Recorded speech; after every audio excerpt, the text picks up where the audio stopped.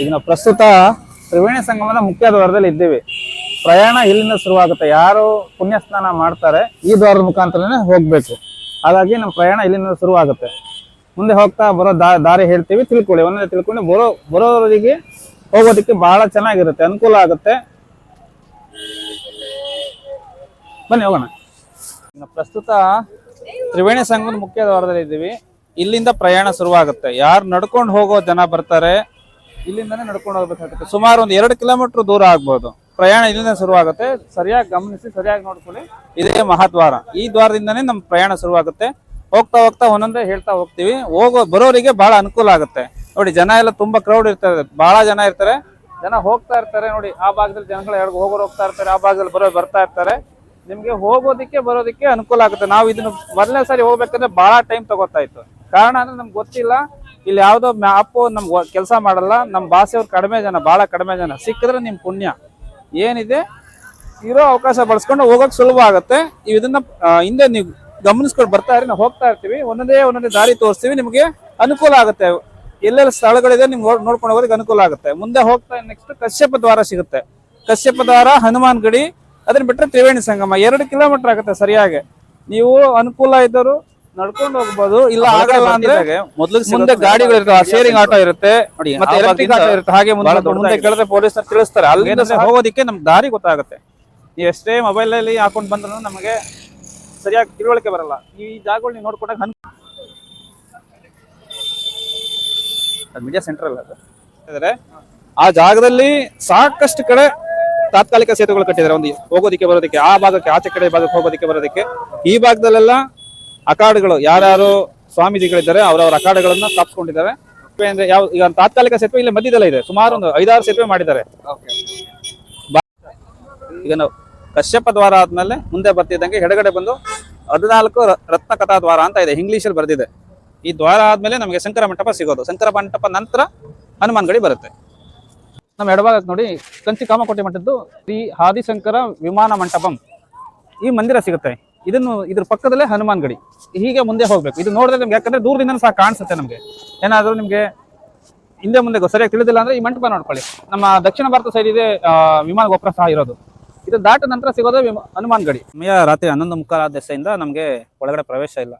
ಬೆಳಗಿನ ಜಾವ 5 ಗಂಟೆಗೆ ದೇವಸ್ಥಾನ ಪೂಜೆ ಕಾರ್ಯ ಶುರು ಮಾಡಿದ್ರೆ ರಾತ್ರಿ 10 ತನಕ ಯಾರಾದ್ರೂ ಹೋಗಿ ಬರ್ಬೋದು. ಹಾಗಾಗಿ 11:15 ದೆಸೆಯಿಂದ ನಮ್ಗೆ ಒಳಗಡೆ ಬಿಡ್ತಾ ಇಲ್ಲ, ನಾವು ಹೋಗೋದಿಕ್ಕೂ ಆಗಲ್ಲ. ಈ ಸಮಯದಲ್ಲಿ ಬಂದು ನೀವು ಸಂದರ್ಶನ ಮಾಡಿ ಹೋಗ್ಬೋದು. ಇದ್ರ ಬಗ್ಗೆ ಇದು ಇತಿಹಾಸ ಬಗ್ಗೆ ನಮ್ಗೆ ಸರಿಯಾಗಿ ತಿಳಿದಿಲ್ಲ ದೆಸೆ ನಾವೇನು ಹೇಳಲಿಕ್ಕಾಗಲ್ಲ. ಇಷ್ಟು ಮಾತ್ರ ಗೊತ್ತಿದೆ ನಮಗೆ, ಅದನ್ನು ಹೇಳ್ಬೋದು. ಟೈಮಿಂಗ್ಸು ಇನ್ನೊಂದು ಸಾರಿ ಹೇಳ್ತೀವಿ. ಬೆಳಗ್ಗೆ 5 ಗಂಟೆಯಿಂದ ರಾತ್ರಿ 10 ಗಂಟೆ ತನಕ ನೋಡ್ಬೋದು. ಸಾಧಾರಣ ಇಲ್ಲಿ ಬಂದೋ ಜನ ಎಲ್ಲ ಇಲ್ಲಿ ದೇವಸ್ಥಾನಕ್ಕೆ ಹೋಗ್ಬೇಕನ್ನೋ ಪ್ರತೀತಿ. ಈಗ ನಾವು ಕಶ್ಯಪ ದ್ವಾರದಿಂದ ಒಳಗಡೆ ಬಂದಾದ್ಮೇಲೆ ಈಗ ನದಿ ಪಾತ್ರಕ್ಕೆ ಬಂದಿದ್ದೀವಿ. ಈಗ ನಾವು ನಿಂತಿರೋದು ಭಾರತೀಯ ಸೇನೆ ಮಾಡಿರೋ ತಾತ್ಕಾಲಿಕ ಸೇತುವೆ. ಸುಮಾರು ಅಲ್ಲೊಂದು ಕಾಣಿಸ್ತಾ ಇದೆ, 1 2 3 4 5 ಒಂದು 6 ಸೇತುವೆ ನಮ್ಗೆ ಹೆಣಿಕೆ ಕಾಣಿಸ್ತಾ ಇದೆ. 6 ಸೇತುವೆ ತಾತ್ಕಾಲಿಕ ಸೇತುವೆ ಇದೆ. ಈ ಭಾಗದಿಂದ ಆ ಭಾಗಕ್ಕೆ ದಾಟಿ ಹೋಗ್ಬೋದು. ನೋಡಿ, ಗಾಡಿಗಳೆಲ್ಲ ಹೋಗ್ತಾ ಇದೆ, ಕಾರ್ಗಳೆಲ್ಲ ಹೋಗ್ತಾ ಇದೆ, ನಿಮ್ಗೆ ಗೊತ್ತಾಗುತ್ತೆ. ಜನ ಓಡಾಡ್ತಾ ಇದ್ದಾರೆ ಸೇತುವೆ ಮೇಲೆ. ಸ್ನಾನ ಮಾಡೋದಕ್ಕೆ ಸ್ನಾನಘಟ್ಟ, ತಾತ್ಕಾಲಿಕ ಸ್ನಾನಘಟ್ಟ ನೋಡಿ, ಸಿಮೆಂಟ್ ಚೀಲ ಹಾಕಿ ವ್ಯವಸ್ಥಿತವಾಗಿ ಇಟ್ಟಿದ್ದಾರೆ. ಈ ಪ್ಲಾಸ್ಟಿಕ್ದು ನಾವು ಒಂದು ತಡೆಗೋಡೆ ಮಾಡಿದರೆ ಅದ್ರೊಳಗಡೆ ಸ್ನಾನ ಮಾಡಬೇಕು, ಒಳಗಡೆ ಬಿಡಲ್ಲ. ನೀರು ಹರಿವು ಜಾಸ್ತಿ ಇದೆ, ಸೆಳೆತ ಜಾಸ್ತಿ ಇದೆ. ಹುಷಾರಾಗಿ ನೋಡ್ಕೊಂಡು ಸ್ನಾನ ಮಾಡಬೇಕಾಗುತ್ತೆ. ಭಾಳ ಥಂಡಿ ಇದೆ. ನಮ್ಮ ಕರ್ನಾಟಕ ನೀರು ಹೋಲಿಸ್ಕೊಂಡ್ರೆ ಭಾಳ ತಣ್ಣಗಿರುತ್ತೆ.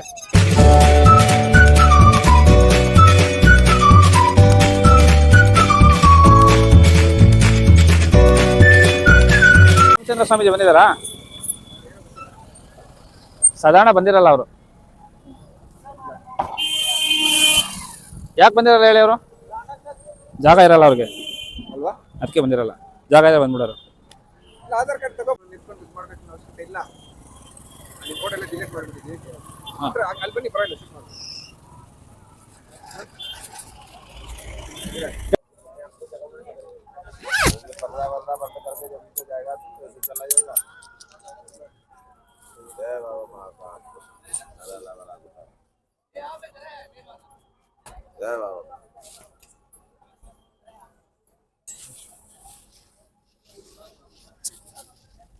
जय बाबा महाकाल, हर आला बला गोटाल, गिरनारी दुगरायना बीमारी। ಈಗ ಸೆಕ್ಟರ್ 17ರಿಂದ ಹಾಗೆ ಮುಂದುವರಿತಾ ಸುಮಾರು ಒಂದು 2 ಕಿಲೋಮೀಟರ್ ಉದ್ದ ಇದೆ. ಅಷ್ಟು ಉದ್ದನೂ ಸಹ ಎಲ್ಲ ನಾಗಸಾಧುಗಳ ಅಖಾಡನೇ. ಅಖಾಡ ಅಂದ್ರೆ ಪಂಥ, ಒಬ್ಬೊಬ್ರು ಎಷ್ಟು ಪಂಥಗಳಿದೆ ಅದು ಸರಿಯಾಗಿ ನಮ್ಗೆ ಗೊತ್ತಿಲ್ಲ. ಅಲ್ಲಿ ಶುರುವಾದ್ರೆ, ಆ ಬ್ರಿಡ್ಜ್ ಇಂದ ಶುರುವಾದ್ರೆ ಸುಮಾರು ಒಂದು 2 ಕಿಲೋಮೀಟರ್ ಆಗ್ಬೋದು. ಅಷ್ಟು ಇದೆಲ್ಲ ನಾಗಸಾಧುಗಳಿದೆ, ಬಂದು ನೋಡ್ಕೊಂಡು ಹೋಗ್ಬೋದು. ಇದು ಹೊಸ ರೈಲ್ವೆ ಬ್ರಿಡ್ಜ್ ಕೆಳಗಡೆ ನಿಂತಿದ್ದೀವಿ ಸದ್ಯಕ್ಕೀಗ.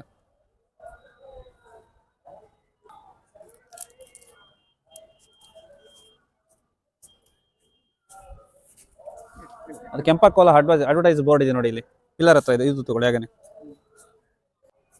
ಇದು ಹೊಸ ಬ್ರಿಡ್ಜ್, ಆ ಪಕ್ಕ ಕಾಣಿಸೋದು ಹಳೆ ರೈಲ್ವೆ ಬ್ರಿಡ್ಜ್.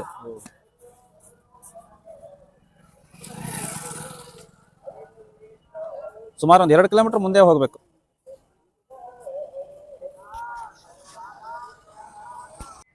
ಮುಖ್ಯವಾಗಿ ಮಹಾಕುಂಭಮೇಳದ ವಿಶೇಷ ಏನಂದ್ರೆ ಪ್ರತಿ 144 ವರ್ಷಕ್ಕೂ ಒಂದು ಸಾರಿ, ಅದು ಈ ವರ್ಷದಲ್ಲಿ ಈ ತಿಂಗಳು 25ನೇ ತಾರೀಕು ಸೂರ್ಯ, ಚಂದ್ರ, ನಮ್ಮ ಭೂಮಿ ಮತ್ತೆ ಗುರುಗ್ರಹ 4 ಒಂದೇ ಅಳತೆಗೆ ಬರುತ್ತೆ, ಒಂದೇ ಲಂಬವಾಗಿ ಒಂದೇ ನೇರ ರೇಖೆಯಲ್ಲಿ ಬರೋ ದೆಸೆಯಿಂದ ಈ ಸಮಯದಲ್ಲಿ ಮಹಾಕುಂಭಮೇಳ ನಡೆಸ್ತಾ ಇದ್ದಾರೆ. ಇದನ್ನ ಉಪಯೋಗ ಪಡ್ಕೊಳ್ಳಿ, ಬಹಳ ಅನುಕೂಲ ಆಗುತ್ತೆ. 100 ರಾಮ ಮಂದಿರ ಕಟ್ಟಿದ್ರೆ ಬರಲ್ಲ, ಅಷ್ಟು ಪುಣ್ಯ ಬರುತ್ತೆ ಇಲ್ಲಿ ಬಂದು ನಾವು ಕೆಲಸ ಮಾಡಿ ಹೋದ್ರೆ. ಕೊನೆಯದಾಗಿ ನಮ್ಮ ಪಾಲಿನ ಕುಂಭಮೇಳ ನಮ್ಮ ಕೈಲಾದ ಮಟ್ಟಿಗೆ ಎಲ್ಲ ನೋಡಿ ಆಯಿತು. ಆಸ್ತಿಕರ ಸ್ವರ್ಗ, ಯಾರು ಆಸ್ತಿಕಂತ ಇದ್ದಾರೆ ಅವ್ರ ಪಾಲಿನ ಸ್ವರ್ಗ ಇದು. ತಾವು ಬಂದು ನೋಡ್ಬೋದು. ವೈಷ್ಣವರ ದ್ವಾರಕ್ಕೆ, ಶೈವರ ಕೈಲಾಸ, ತಮ್ಗೆ ಏನು ತೋಚುತ್ತೋ ಹಾಗೆ ಹೇಳ್ಕೊಬೋದು. ಬಂದು ನೋಡಿ. ಪ್ರತಿ 144 ವರ್ಷಕ್ಕೆ ಒಮ್ಮೆಗೆ ಸಿಗೋಂಥ ಅವಕಾಶ. ತಾವು ನೋಡಿ, ತಮ್ಮವ್ರನ್ನ ಕರ್ಕೊಬಂದು ನೋಡಿ. ಭಾಳ ಚೆನ್ನಾಗಿದೆ. ಕೆಲಸಕ್ಕೋಸ್ಕರ ಬದುಕಬೇಡಿ, ಬದುಕಿಗೋಸ್ಕರ ಕೆಲಸ ಮಾಡಿ. ಅದ್ರ ಬಿಟ್ಟು ಬಂದು ನೋಡಿ ಒಮ್ಮೆ, ಭಾಳ ಚೆನ್ನಾಗಿದೆ, ಸೊಗಸಾಗಿದೆ ನೋಡಿ. 10 ಸಾರಿ ನೋಡಿ ನಿಂತ್ಕೊಂಡು.